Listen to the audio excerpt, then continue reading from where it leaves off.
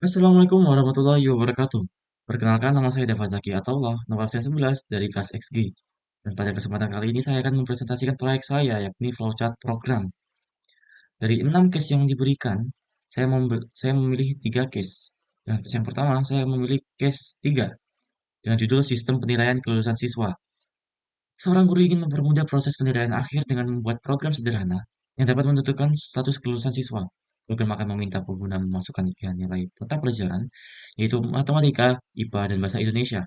Selanjutnya, program menghitung nilai rata-rata dari ketiga mata pelajaran tersebut.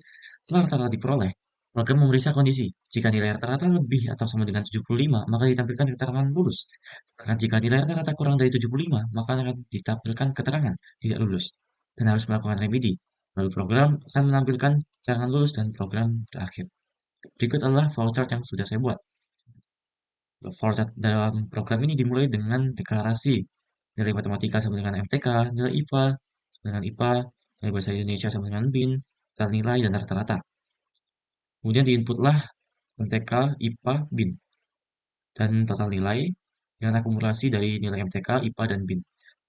Setelah total nilai diakumulasi, setelah total nilai dihitung, maka akan dihitung rata-ratanya, yaitu total nilai dibagi 3.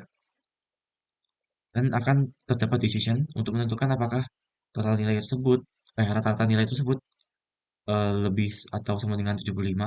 Apabila true atau iya, maka akan ditampilkan lulus dan program pun berakhir.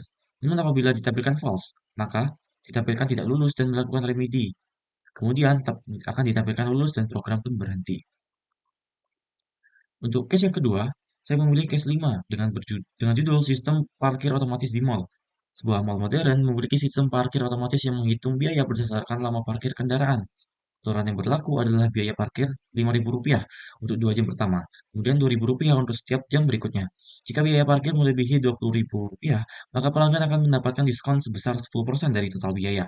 Sistem ini harus dapat menghitung berapa total biaya parkir yang harus dibayar oleh pelanggan berdasarkan lama parkir kendaraannya. Flowchart dari program ini dimulai dan juga dideklarasikan beberapa variabel, yakni lama parkir dalam jam, biaya biaya total jam tambahan, biaya tambahan, dan juga diskon sebesar 10% atau 0,1. Kemudian diinputlah lama parkir dalam jam, dan kemudian dicek dengan decision. Apabila lama parkir kurang dari atau sama dengan 2 jam, atau true, maka ditampilkan biaya, dan langsung selesai. Namun apabila false, jam tambahan dan apabila false, maka jam tambahan akan dicek dengan lama parkir dikurangin 2. Lalu biaya tambahan, lalu diproses biaya tambahan sama dengan jam tambahan dikali 20.000, dikali 2.000. Dan kemudian biaya akhirnya adalah biaya awal ditambah biaya tambahan. Dan kemudian dengan biaya dicek dengan decision. Apakah biaya akhirnya adalah lebih dari 20.000? Apabila true atau iya, maka biaya akhirnya yang akan dibayar adalah biaya biaya tadi dikali dengan diskon dan kemudian ditampilkan biaya dan selesai.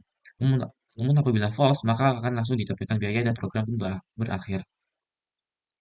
Dan untuk case yang ketiga adalah case 6 yang berjudul Sistem Denda Perpustakaan Digital. Sebuah perpustakaan digital menerapkan aturan denda untuk anggota yang terlambat mengembalikan buku. Denda dihitung Rp1.000 per hari keterlambatan. Jika keterlambatan lebih dari 7 hari, maka ada tambahan denda tetap sebesar Rp5.000. Namun jika keterlambatan lebih dari 30 hari, maka status keanggotaan anggota akan diblokir sementara. Sistem ini harus dapat menghitung jumlah denda yang dikenakan atau menentukan status keanggotaan berdasarkan jumlah hari keterlambatan. Dan flowchart akan dimulai dengan start lalu dideklarasi beberapa variabel yakni hari sama dengan N, denda sama dengan 0, dan string status untuk menentukan status keanggotaan. Lalu akan diinputkan N atau hari, dan kemudian akan diproses, yakni denda sama dengan N atau hari dikali 1.000.